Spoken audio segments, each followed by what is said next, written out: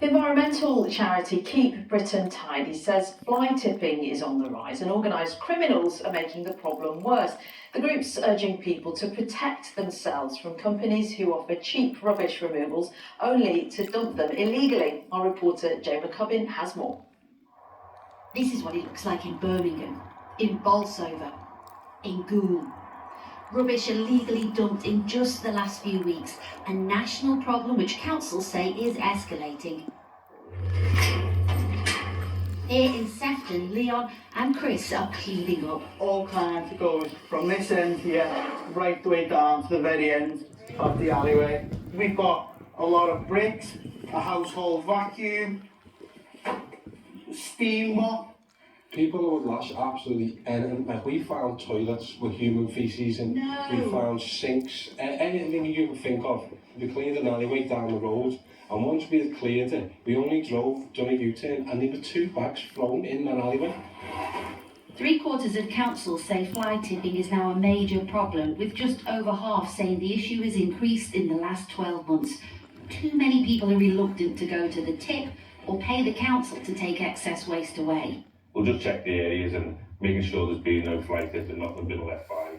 And so Chris's sweep of the neighbourhood starts anew every Monday morning. As you can see in the corner now, this is the area for the fly tipping. You see it on a regular basis, daily basis. I don't feel like it's an endless fight. And residents like Romance are infuriated. Stop we speak to us outside or it's convenient. Thanks for letting us know. We'll get someone on that now and get it removed for you. Here in Sefton, they are installing more cameras in hotspots to try and increase enforcement action, with fines of up to £400 if they trace dump waste back to an individual who may have paid a private trader to take it away.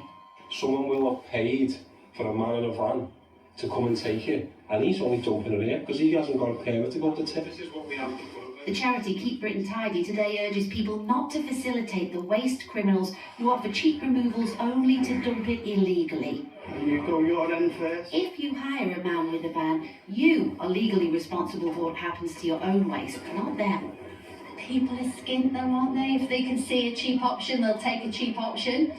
Yes, that's true. Lots of people are hard pressed, but in the end it might not be the cheap option, because if they end up getting their waste dumped around the corner and they end up with the fixed penalty notice, it's going to cost them a lot more.